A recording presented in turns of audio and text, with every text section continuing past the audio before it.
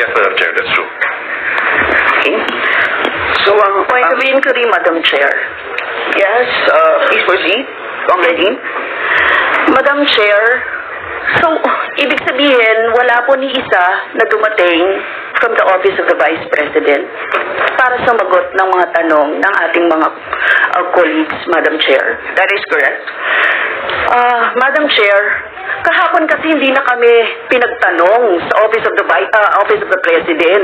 Tapos ngayon naman, wala naman yung Office of the Vice President para tanungin namin, Madam Chair. So, Madam Chair, hindi ko maintindihan kung bakit two highest position in the land natin ganito sa ating budget hearing sa Kongreso, no? Madam Chair, isang insulto sa mamamayang Pilipino at sa mga kinatawan dito sa loob ng Kongreso na hinalal ng mamamayan, ano? Ang hiling natin makapagpaliwanag ng accountability at ang hiling natin ay maglinaw, no? Ng mga, kasi marami pa po tayong tanong kaugnay dito. She may not like our questions last hearing, Madam Chair. She may not like being questioned about the OVP expenses. She may not like sitting with us here in the House. But Madam Chair, she is accountable to the people and she has this sworn duty to the Constitution, being the head of the agency, to be here, no? Para po ipagtanggol or malaman natin yung budget niya, Madam Chair. So yun lang, Madam Chair, as a manifestation. Thank you, Madam Chair. Madam Chair, may I manifest also? Sorry, conference. Madam Yes. Chair, pwede ba kami naman muna, hindi naman sunod-sunod na sila na lang. Madam Chair, please. So, Madam Chair, so wala pa naman po tayo sa... May I raise a parliamentary inquiry, Madam Chair? Before you proceed, I'd like to remind our members for orderly proceedings, please wait to be acknowledged Yes, before ma'am, you speak. So sa ngayon po, dahil nauna po si Kong Franz, paunahin na muna natin siya. So Kong Franz, please proceed. Puro sila And then po I will yun. recognize you after. Kong Franz. Sunod, Madam eh. Medyo nauna lang po siya ng 1 second po. Di ba ang ating tradition, unang minority, pagkatas majority? Wala pa po tayo sa interpretation, Kong Oo nga po, Franz. pero maski na sa manifestation, dapat ganun din. Nauna lang po siya, so yes po. Kong Franz, please proceed. Thank you, Madam Chair. So, ang ibig sabihin nito ay kahit na binigyan natin ang Office of the Vice President na second time around na magpaliwanag doon sa budget at magkaroon tayo ng pagkakataon na siya ay matanong dahil ito naman po talaga yung mandato natin dito sa Kongreso, no? Mabusisi yung budget. So, ang ibig sabihin po nito ay binuboykot niya tayo. Pagbo-boycott ito, Madam Chair, dahil wala pang akong natatandaan na ahensya ng gobyerno o executive branch na binoykot ang Kongreso dito sa budget hearing and deliberation. So, ang ibig sabihin, Madam Chair, betrayal of her oath of office. Kahapon nakita ko yung kanyang video na ginagalang niya yung power of the purse ng Kongreso. Alam niya na tayo po yung nag-allocate or nagbabudget or nag-approve ng budget ng lahat ng ahensya. So dahil pinapaubayan niya na sa atin ito, na hindi niya man lang i-defend kasi ang laki-laki nung Madam Chair, yung budget for socio-economic program delivery, socio-economic projects and stakeholder. Ang ibig sabihin ba niyan, inaabandona niya na yung pinaplano niya siguro na ng mga constituents niya na bibigyan niya nitong mga programs na ito. So, Madam Chair, so ang problema dito, no, talagang bratinela to the max, no, na ayaw na ngang matanong, no, umiiwas sa mga tanong at eto pa, no, kapag gusto nating tanungin, hindi uma-attend doon sa kaya talagang Madam Chair, siguro later on, kung ano yung later on na lang po, Madam Chair, yung aking magiging pasya, no, dito sa magiging budget at recommendation sa budget ng OVP. So, pasensya na po ang taong bayan, binoykot tayo ng Vice President. Salamat, Kong Franz. Kong Marcoleta, you're now recognized. Salamat po, Madam Chair. yung hindi po pagdating ng ating pangalawang Pangulo ngayon, ang suspecha ko po ay dahil sa nangyari na mga pagtatanong nung nakaraang pagdinig. I have heard the volume and the barrage of questions asked by members of this committee to the Vice President. Despite the fact, Madam Chair, I heard her several times saying, I forgo the opportunity of defending the OVP budget for 2025 by question and answer, and I leave it to the House of Representatives to decide on such proposal as presented. That was the template of an answer given by the Office of the Vice President. Madam Chair, napilitan po akong mag-raise ng parliamentary inquiry. I think I have earned this. If I survive my term up to next year, I would have survived also, or I would have completed 18 years in this institution.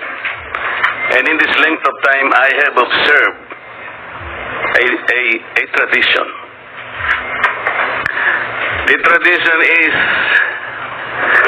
the two highest positions of government, namely the Office of the Vice President and the Office of the President, are not traditionally subjected to questions. I have observed this for so long a time. May I refresh the memory of the members of this committee, Madam Chair. In 2022, the Minority Leader, Honorable Libanan, citing courtesy to the Office of the Vice President, took only about 13 minutes to move for determination of the budget of the Vice President. And after that, the Majority Leader seconded the motion. That was 2022, Madam Chair. Then 2023, no less than the Presidential son, our own Senior Deputy Majority Leader, the Honorable Sandro Marcos, stood up and invoked the long-honored tradition of according courtesy to the OVP, the Office of the Vice President. And in the same manner, he moved for determination of the Office of the Budget, the consideration of the budget of the Office of the President, Vice President. I also recall, Madam Chair, that it was terminated, and with the full consternation of the Honorable Franz Castro, who then objected, but her objections were never heard until she moved to make up record by way of manifestation her objection. But the committee collectively said, you can no longer do that because there was already a termination of the hearing. This is the time-honored tradition, Madam Chair. For so long a time, we have kept and observed this. We have upheld this tradition. My question is this committee authorized to set aside or discard the tradition? That is the question. Your Honor, such motion was not introduced in the last hearing. I'm now introducing the motion, Madam Chair. I second, Madam Chair. To terminate the consideration of the budget of the Vice President, Madam Chair, on the basis of the long and time-honored tradition, Madam Chair. In order for us to respect a tradition, in the same manner that we have respected the tradition here, that the first to interpolate every time is the member of the minority. That is the tradition. We have not yet discarded that. We're observing that because we are honorable members of this Congress. So the question is, why have we discarded that tradition? Is this committee authorized to set aside the tradition? If we are not able to do that, Madam Chair, then I honorably and respectfully now move to terminate consideration of the budget of the Office of the Vice President, and I so move. Second, Madam Chair. Thank you. Madam Chairman. Madam Chair. Madam Chair. Madam Chair, it was moved and seconded. Session suspended.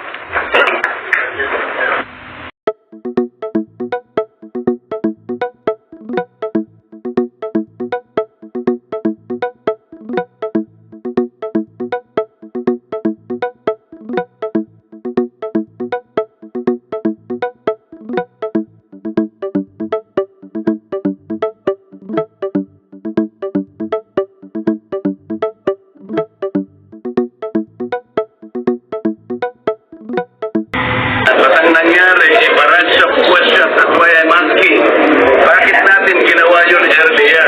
Are we not already respecting a tradition well kept by the House? Respect tradition. Hindi nga, pinagtatanong kasi. Meron pang tradition. With respect to the office of the President, Vice President. This question never happened before. That's the one I'm explaining to you.